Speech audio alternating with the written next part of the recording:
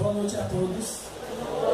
Graça e paz da parte de Deus, Pai de nosso Senhor Jesus Cristo. Evangelho de Mateus, capítulo de número 18.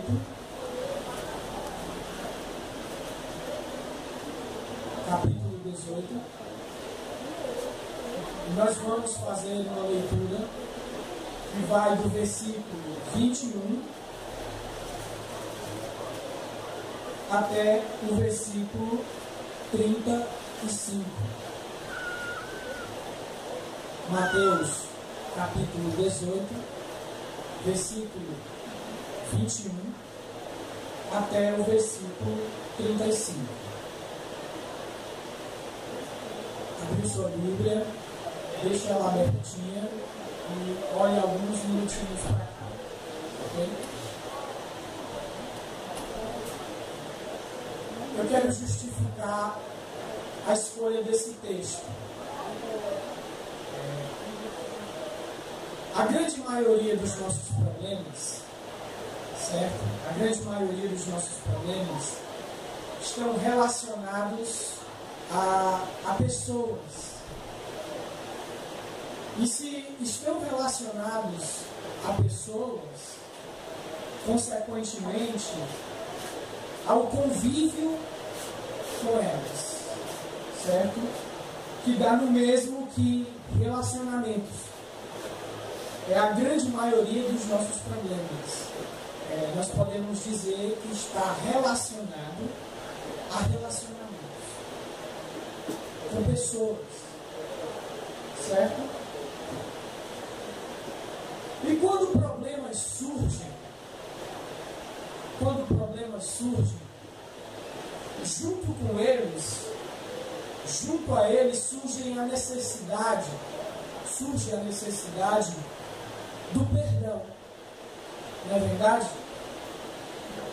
E como que uma corrente, uma coisa puxando a outra, uma coisa ligando a outra, junto do perdão também surge a necessidade de campanhas e mais campanhas para que se liberem perdão, porque afinal de contas está se tratando de pessoas imperfeitas, não é verdade?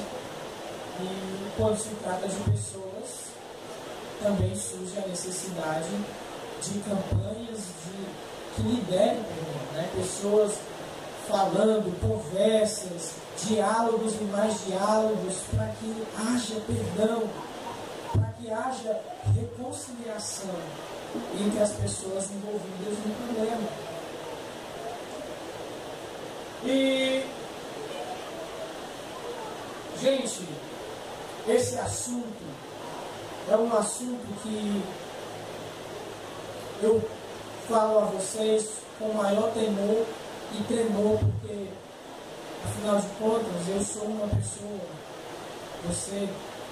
nós somos pessoas, e sempre temos alguém a se perdoar ou alguém a se pedir perdão, não é verdade?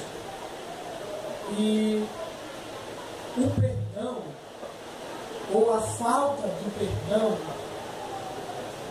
ele é capaz de definir o nosso dia.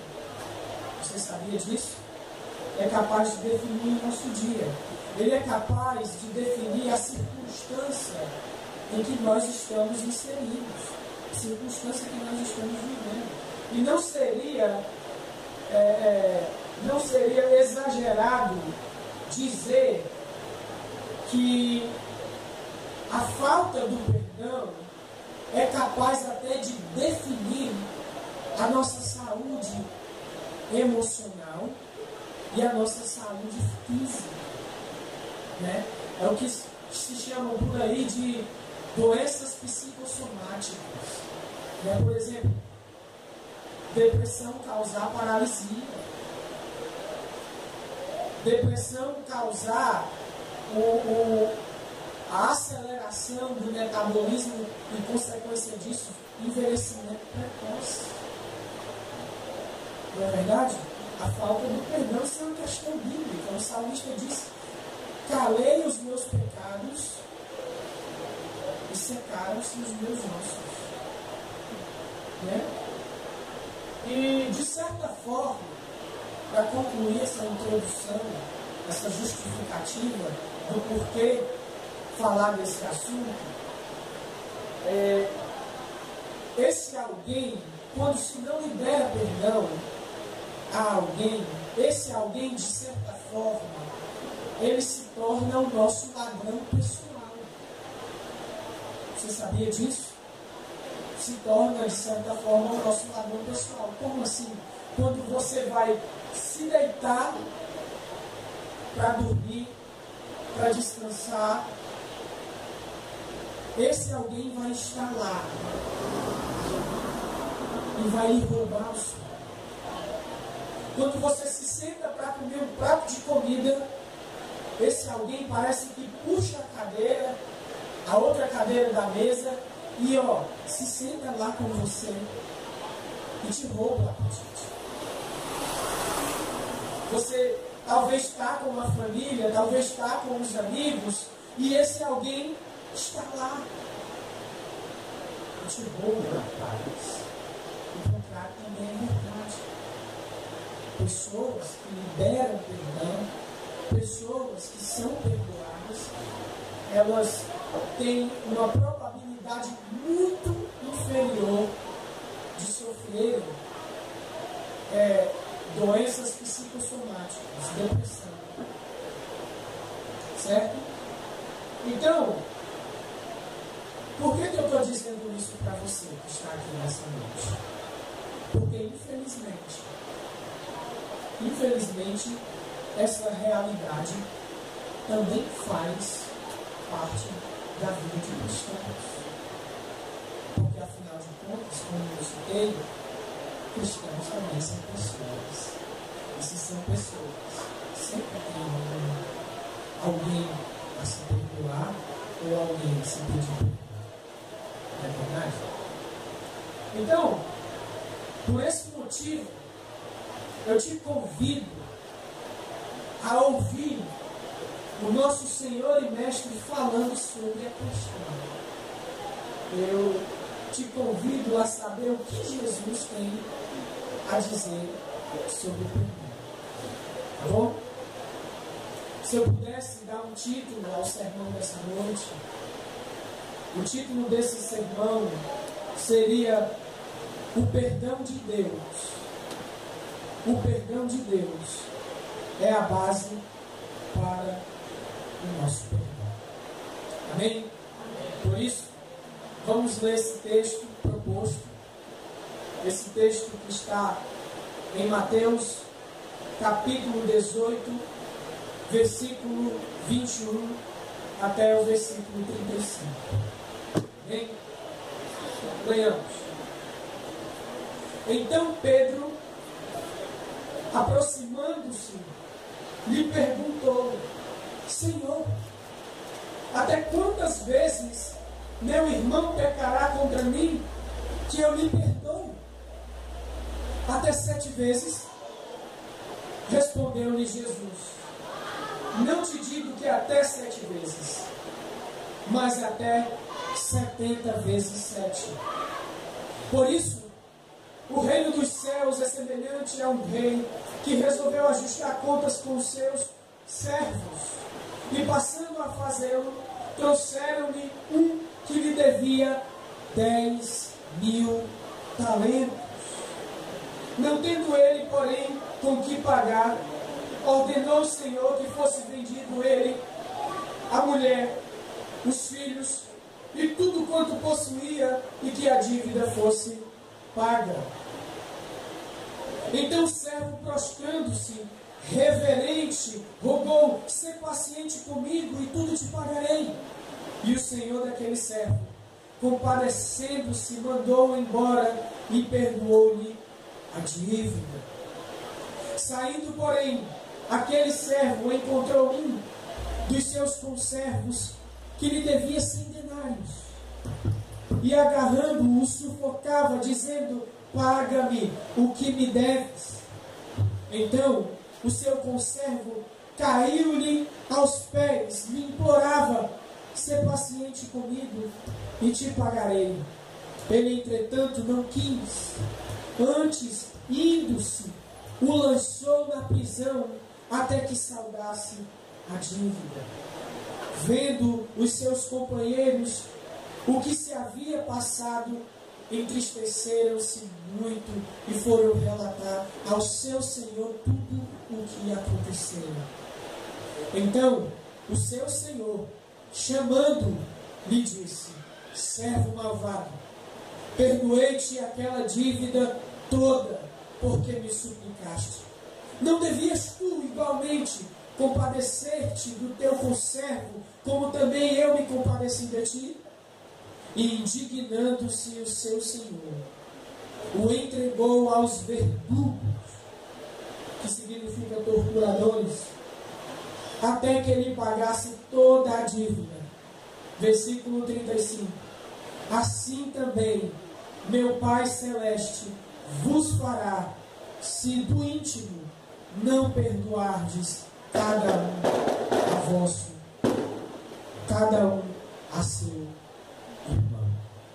Amém? Mais uma vez eu peço aos irmãos que curvem sua cabeça e orem juntamente comigo, suplicando a Deus para que fale o nosso coração. Senhor meu Deus, Senhor nosso Deus e nosso Pai. Senhor, não para manter um status de pregador, não, Senhor, longe disso, mas sem hipocrisia, sem fingimento, única e exclusivamente, Senhor, nós te suplicamos que fale ao nosso coração, porque cremos nós que somente o Senhor tem as palavras, Senhor, que nos levará à vida eterna. Tem as palavras, Senhor, que tem o poder de gerar vida onde não tem. Tem o poder, Senhor, de gerar arrependimento num coração mau, num coração morto em delitos e pecados. Somente Tu, Pai. Somente Tu, com a Tua palavra poderosa, essa palavra que criou os céus, que criou a terra, que nos criou, somente a Tua palavra. Então eu te suplico, Senhor, nós te suplicamos que nessa noite vá bem para longe daqui opiniões, vá bem para longe daqui pensamento puramente humano, mas que só se acha aqui a Tua vontade revelada nas Tuas sagradas Escrituras. Em nome de Jesus, é o que eu te peço e te agradeço hoje, Senhor.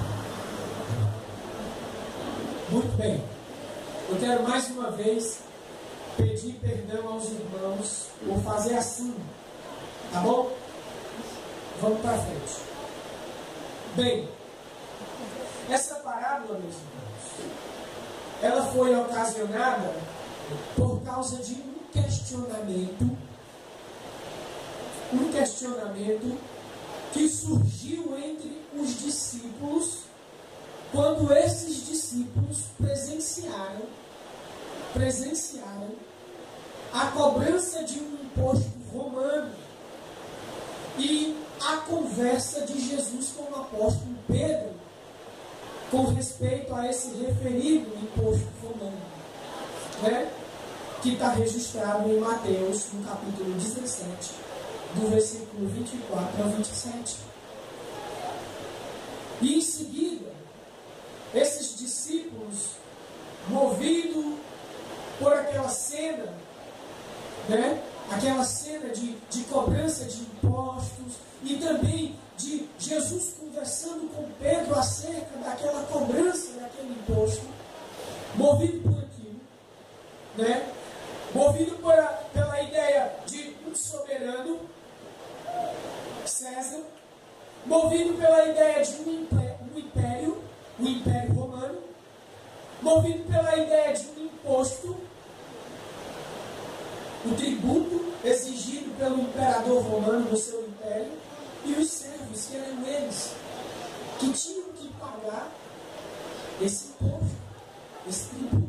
Movido por essa ideia e ainda com uma ideia judaica de um reino literal, ou seja, que o Messias viria libertar Israel da opressão romana de forma literal. Aquele Messias que viria com espada, aquele Messias que livraria os judeus da opressão, da escravidão romana e que de vez estabeleceria o reino, aquele reino onde Israel seria a nação livre, a nação em que todos os povos viriam congregar lá, viria adorar lá. Essa visão literalista judaica. E a gente sabe que não foi assim, né? O reino trazido pelo Messias foi um reino espiritual. Eu vou deixar essa primeira lição explicar aqui na quarta-feira, tá bom, irmãos? Então, movido por isso, eles perguntaram quem seria o maior desse reino. Certo? Quem seria? Olha, existe nesse reino romano aqui um soberano, existe um império, existe servos pagam tributos, existe alguém superior a alguém. Então será que no reino literal de Jesus também vai existir alguém maior do que alguém? Então surgiu a pergunta: quem será o maior no reino dos céus? Quem será o maior? Mas sabe o que é que nos surpreende? Sabe o que é que nos chama a atenção? É a resposta de Jesus. A resposta de Jesus. Jesus, percebendo as sérias implicações que surgiriam por causa deste questionamento, ele responde de uma forma, gente, que não deixa margem para diferenças.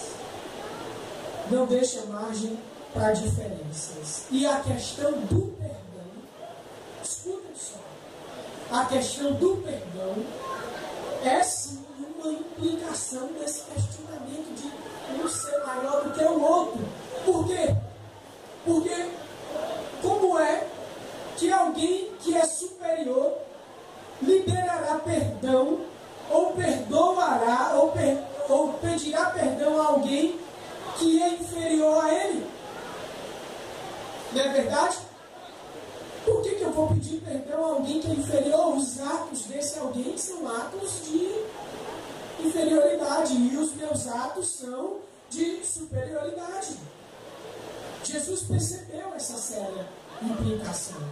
E é aqui onde entra a questão do perdão. A questão do perdão. Então é nessa parábola, nesse contexto, que Jesus vai tratar da questão do perdão, como a gente vai ver a seguir. Eu fiz uma divisão aqui no texto, para a gente meditar melhor nessa passagem. 3 divisões, mais precisamente. A primeira divisão vai dos versículos 21 ao 22. A segunda divisão vai dos versículos 23 ao versículo 24. E a última divisão está em um só versículo. Versículo 23 a 34, desculpa. E a terceira e última divisão está apenas em um versículo. O versículo 35. Então vamos por partes. Amém? Só um instante.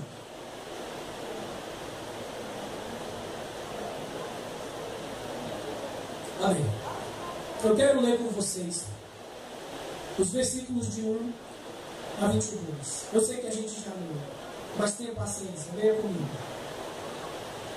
Então Pedro, aproximando-se, lhe perguntou: Senhor, até quantas vezes meu irmão pecará contra mim, que eu lhe perdoo? Até 7 vezes? Respondeu-lhe Jesus: Não te digo que até 7 vezes, mas até 70 vezes 7. Esses versículos, meus queridos irmãos, do 21 ao 22,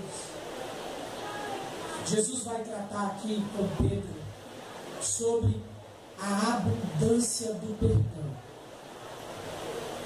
Quando se trata de perdão, a questão deve ser abundante. Uma coisa abundante não se pode medir, não é verdade? Uma coisa abundante quase não se vê o limite de tão grande, de tanta que tem, de tanta quantidade que tem. E eu quero lhe chamar a atenção a 3 aspectos aqui da abundância do perdão tratada por Jesus aqui com o apóstolo Pedro. A primeira está na pergunta do apóstolo Pedro. A pergunta do apóstolo Pedro. O apóstolo Pedro, meus queridos, ele é muito curioso. Um apóstolo muito impulsivo. Um apóstolo que sempre vai para frente, que sempre está se colocando à frente, que sempre está se impondo para responder alguma coisa, para questionar alguma coisa. E ele, o apóstolo Pedro, ele é um belo representante nosso. Ele disse: não, Senhor, de modo nenhum te negarei. De modo nenhum. Tempos depois estava lá negando ele 3 vezes. Quem de nós não fez isso? É verdade. Sacando espada, eu vou proteger o meu mestre. Não. Quantas vezes nós fizemos assim? Quisemos resolver a coisa pelo nosso próprio braço. Não é verdade? Aqui não é diferente. A pergunta desse apóstolo também é a minha pergunta. Também é a sua pergunta. É a nossa pergunta. E uma segunda coisa está relacionada com essa pergunta do apóstolo Pedro. Note que Pedro, ele coloca limite no perdão. O coração humano, ele coloca limite no perdão. Até 7 vezes. Até 7 vezes será possível que o Roberto vai pecar contra mim. Até 7 vezes o Emerson vai errar contra mim. Até 7 vezes. Note como ele é muito parecido com a gente. Nosso coração, Pedro está representando muito bem. Impõe sempre um limite para se perdoar. Impõe sempre um limite para liberar perdão. Até 7 vezes. Mas a resposta de Jesus a esse limite imposto pelo coração de Pedro, consequentemente pelo nosso coração, é surpreendente. Como eu disse, esses versículos 21 e 22 tratam da abundância do perdão. E a resposta de Jesus eu faço questão de ler juntamente com você. Respondeu-lhe Jesus: não te digo que até 7 vezes, mas até 70 vezes 7.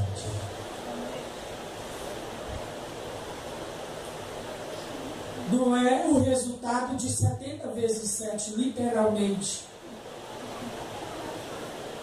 Certo? Jesus não está querendo fazer uma continha de matemática e, literalmente, entende? Só vai até aqui. Até 70 vezes 7. Não. Ele está falando por interno. Exagero. É abundante. Não tem limites. Perdão é abundante. E Jesus, ele, para não deixar a língua, para não deixar algo pesado, para não deixar algo sem explicação, porque a gente é difícil de se entender, na verdade. A gente é difícil de entender a vontade de Deus, do mesmo jeito que o apóstolo Pedro. Ele explica a questão da abundância do perdão com uma parábola. Eu não vou ler a parábola, mas a parábola vai do versículo 23 até o versículo 34. Eu tenho algumas observações aqui para fazer nessa parábola. Né? A primeira é que chega sempre um dia em que se tende a acertar as contas. Não é verdade? Sempre vai chegar esse dia. Tem um parêntese aqui. A gente faz uma pergunta, só um parêntese, para a gente voltar direto aqui para o texto. A gente faz uma pergunta: por que fulano nem crente, tem carro, tem isso, tem aquilo, e nada acontece com ele, peca a torta direito, trai a mulher, bebe, faz isso, faz aquilo, e comigo, eu pobre velho, olha só, estou aqui na igreja, né, escutando o Emerson sempre, escutando aqui os meninos, não tenho nada, meu carro velho tem que os outros empurrar, e ele aí, olha, pecador, calma, Deus reservou um dia para acertar as contas. Amém. E esse dia é o dia do juízo. Então, chega um dia que a gente sempre vai acertar as contas. E na parábola, esse rei, ele disse: vou acertar as contas. Eu vou chamar quem me deve para pagar. Eu vou chamar quem me deve para acertar as contas. E o engraçado aqui, que deve nos chamar a atenção nessa parábola, é justamente a dívida. A dívida que esse servo dessa parábola estava devendo ao rei. E eu sei que você talvez muitas vezes já leu essa parábola, já passou por essa parábola, né? E talvez não tenha feito tanto significado, não tenha tido tanto impacto essa parábola para você. Mas isso aconteceu comigo. Essa parábola veio a impactar, essa parábola veio a dizer assim para mim: ah, é isso mesmo. Quando eu soube, em miúdos, quanto era a dívida. Quanto era a dívida. E vamos por parte. Vamos primeiro para a dívida do servo ao rei. Certo? Aqui nessa parábola está falando que no versículo 24, esse servo estava devendo quanto? 10 mil talentos. 10 mil talentos. Um talento é equivalente a 35 quilos de prata. 35 quilos de prata. Certo? Então vamos multiplicar isso por 10 mil. Dá quanto? Dá 350 mil quilos de prata. Ou seja, 35 toneladas. Cadê o vixe? 35 toneladas. 350 mil quilos de prata. Certo? E eu queria colocar aqui quanto era que o conservo devia ao servo. Vamos lá ver. Quanto o conservo devia ao servo. No versículo 28. 100 denários. 100 denários. Um denário era uma moeda romana, equivalente a uma diária de um trabalhador braçal, que é bem bruto mesmo, de arranca-toco no mato. Equivalente a um dia. Então vamos aqui tentar entender a dívida do conservo também. Ele estava devendo ao servo equivalente a 3 meses e 10 dias de trabalho. 3 meses é 90 dias. Não é verdade? Põe mais 10, 3 meses e 10 dias de trabalho. Isso se ele não folgar. Se ele ir para casa, comer, dormir e voltar de novo para trabalhar. Sem folga. Agora, eu vou contar uma experiência frustrante que eu tive assim que cheguei aqui. Eu fui cair na besteira de tentar calcular quanto tempo levaria para o servo pagar o rei. Eu e o Emerson lá atrás, não foi, Emerson? A gente não conseguiu calcular. A gente não conseguiu. Eu acho que a parábola atingiu, né, o objetivo. É uma dívida incalculável. Para vocês terem uma ideia, agora eu estou me lembrando de um dado. A nossa moeda mais pesada, a moeda de R$1, ela pesa 0,096 gramas. E para fazer 35 quilos dessa moeda, eu preciso de 365 moedas de R$1. Para fazer 1 quilo. Para fazer 35 quilos, aliás. Me enrolei, tá vendo? Não se dá para contar. Eu ouvi certo pregador dizer que é 150 mil anos para se pagar a dívida. Certo? Para se pagar a dívida. Então vamos comparar aqui, gente. Vamos fazer uma comparação da dívida do rei para com o servo, e do servo para com o conservo. Não é insignificante? Hein? Não é insignificante? E o mais engraçado é a atitude do servo para com o rei. Para você ter uma ideia, o rei pediu a mulher dele, pediu os filhos dele, pediu tudo que ele tinha, e eu não sei nem se isso dá para pagar a dívida. E esse servo caiu prostrado de joelhos na frente do rei, com uma tamanha de uma hipocrisia, dizendo: ser paciente, e eu tudo te pagarei.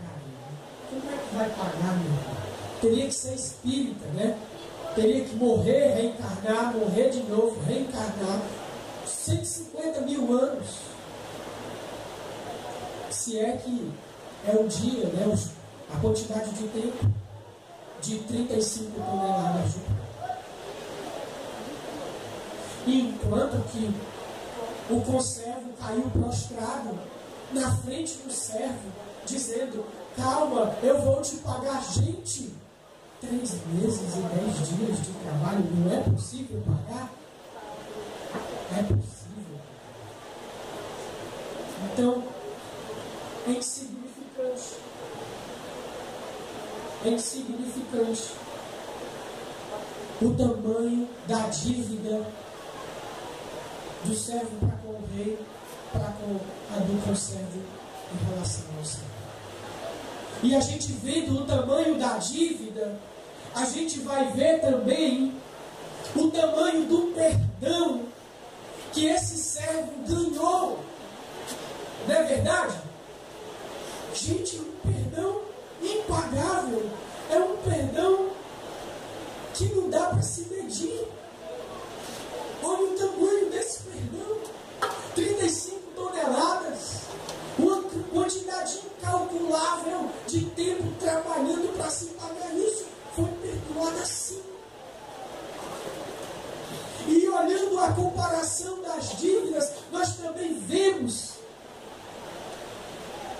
abismados, o tamanho da ingratidão desse servo que recebeu um perdão incalculável. Uma coisa insignificante. Uma questão de 3 meses e 10 dias de trabalho. E esse servo não foi capaz de perdoar. Ele não foi capaz de pensar no tamanho do perdão que ele obteve daquele rei. Ele ia perder a própria vida dele. Ele ia perder tudo. E o engraçado é que no caminho, ele acabou de ser perdoado. No caminho, ele não foi capaz de se lembrar disso. Essa questão insignificante desse 3 meses e 10 dias não foi suficiente para fazer com que ele lembrasse. Então a comparação das dívidas faz com que fique em destaque o tamanho do perdão que esse servo ganhou desse rei. E o tamanho, gente, tão grande quanto da ingratidão desse servo ao não perdoar o servo, uma coisa tão insignificante.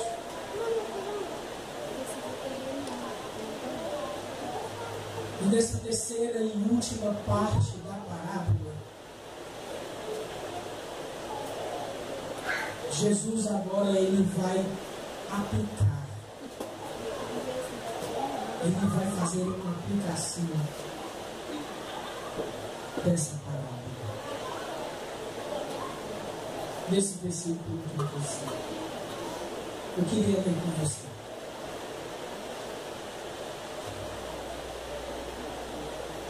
Assim, também meu Pai Celeste vos fará, se do íntimo não perdoardes cada um a seu irmão.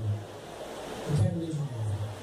Assim também meu Pai Celeste vos fará, se do íntimo não perdoardes cada um a vosso irmão, cada um a seu irmão. Primeira coisa que nós podemos ver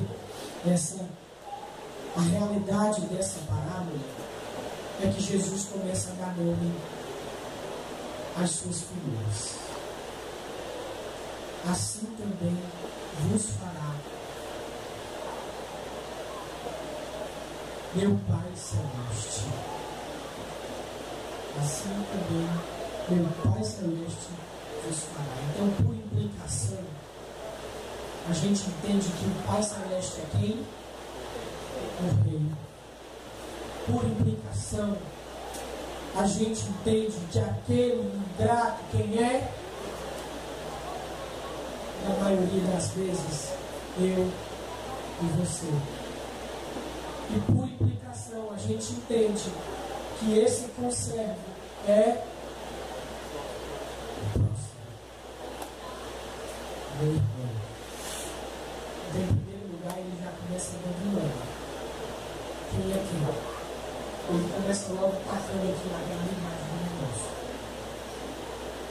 E ele diz que essa será a medida de Deus para com os discípulos ingratos e incapazes de perdoar.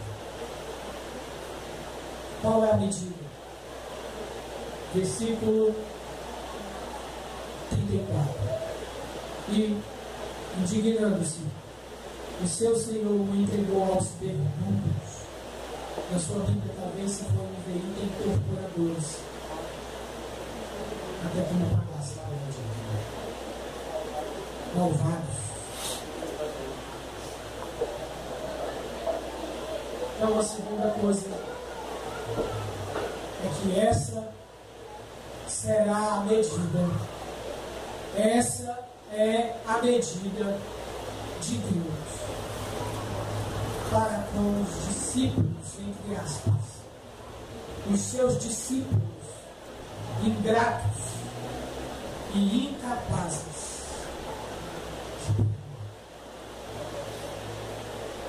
Uma segunda coisa que a gente pode ver na realidade dessa parábola é que Deus, ele não quer um perdão só de boca. Ele não quer um perdão só de boca, mas ele quer um perdão de coração. Ele quer um perdão de coração. Sabe qual é o mais engraçado? É que ele conhece os nossos corações.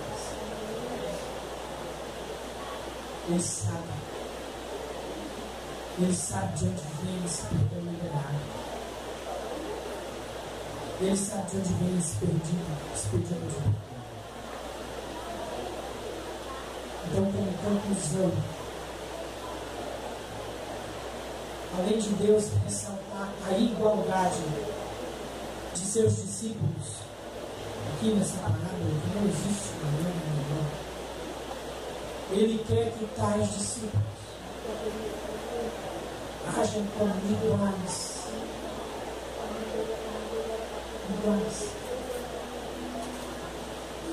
E que um dos resultados dessa atitude é justamente todos erramos. É verdade?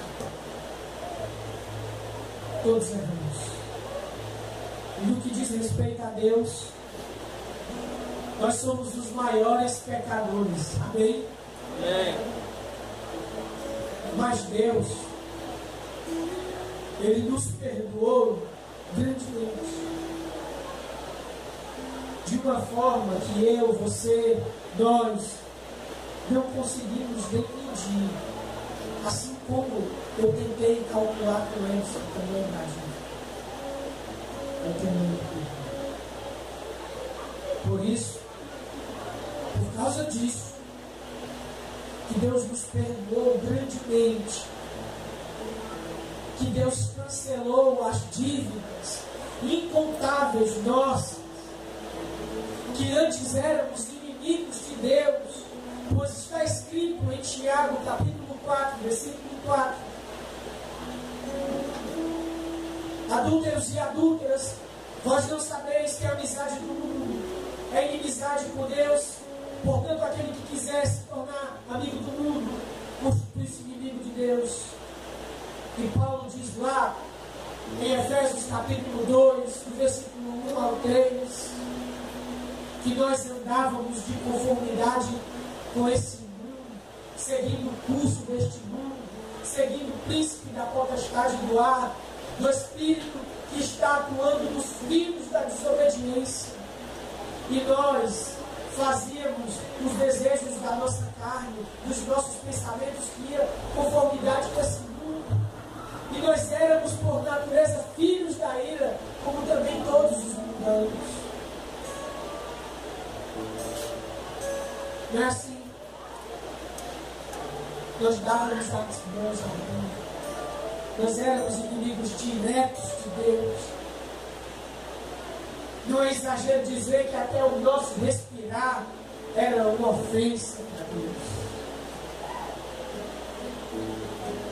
E ele diz ainda, na continuação do versículo, do capítulo 2, do versículo 4, que Deus, com esse grande amor, com essa grande misericórdia, nos ressuscitou juntamente com Cristo, nos perdoando. Olha o tamanho do perdão.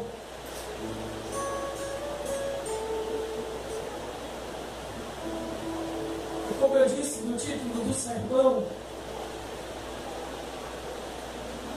a base para o nosso perdão, o motivo para o nosso perdão para com o próximo, é o perdão que nós recebemos. Mas eu não queria terminar de chorar agora. Eu quero pensar ainda com você ainda de forma mais direta. Algumas palavras. Eu quero me direcionar para você que está aqui nessa noite, mas que ainda não tem um compromisso com Cristo. Quero me direcionar para você. Meu querido, minha querida, Deus sabe que você não pode pagar a sua dívida. Assim como aquele rei sabia que aquele servo não tinha como pagar as 35 toneladas de prata. Deus sabe.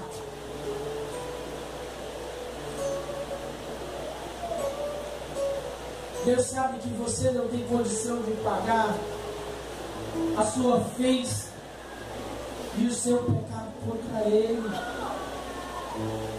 Pecado esse que eu tenho certeza, crendo aqui na ação do Espírito Santo, que você está consciente agora.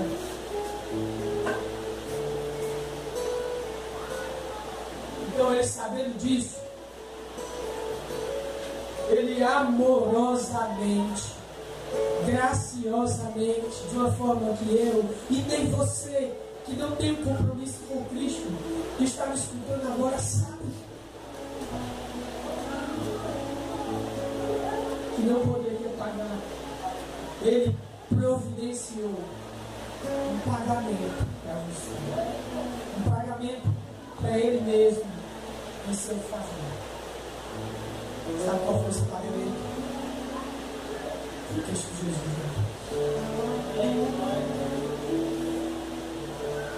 Foi ele morrendo naquele madeiro. E ao terceiro dia, ele ressuscitando.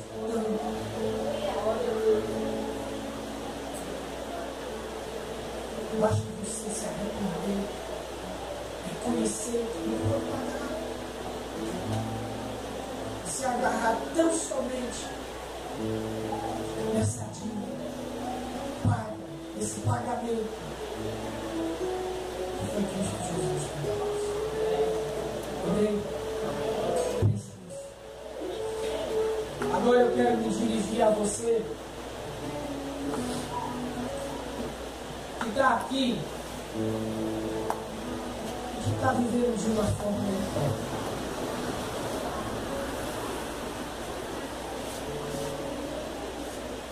Nós, eu, você, nós somos flagrantes hipócritas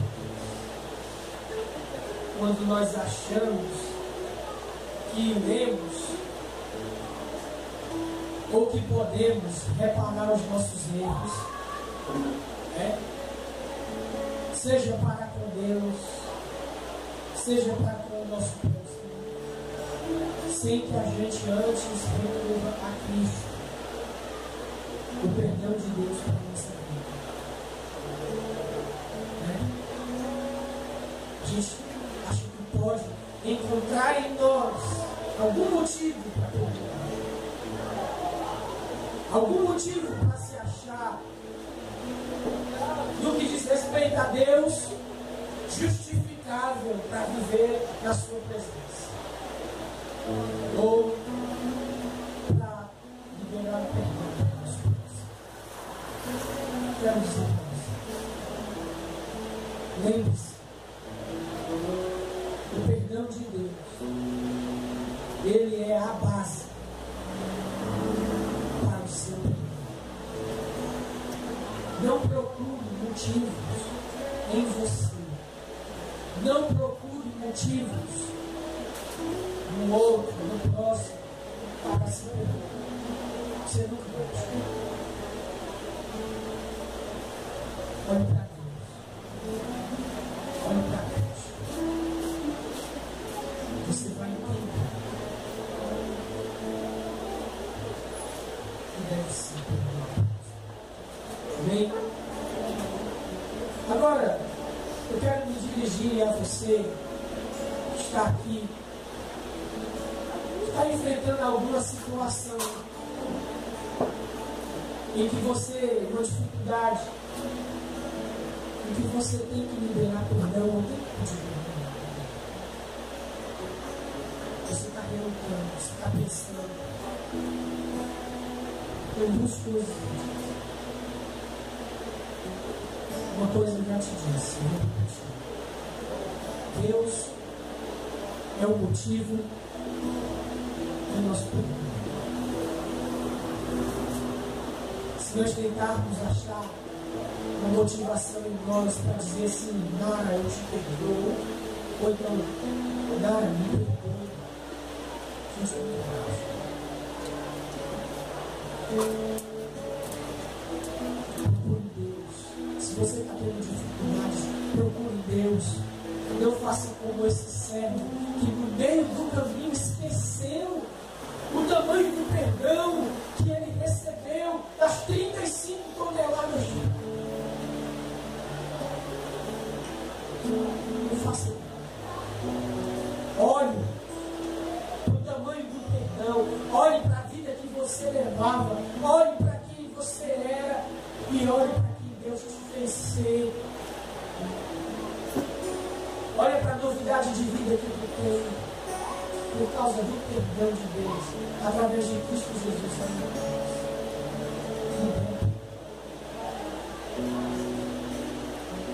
Uma segunda coisa para te ajudar a pensar é que Deus não tolera discípulos que não perdoam. Deus não tolera. Deus não tolera discípulos ingratos. Deus não tolera discípulos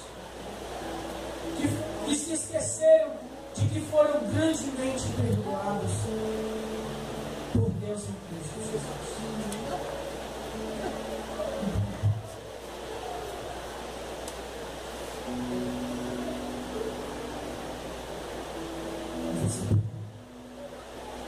Você pede.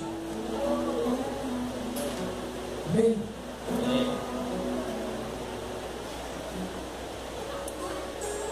uma coisa que eu quero deixar aqui bem claro: você pode tudo com um caráter,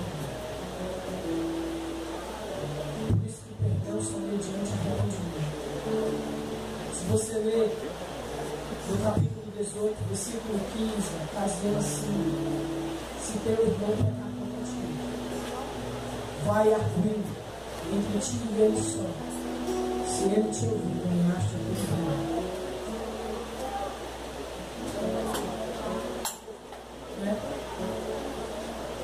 Perdão só mediante a.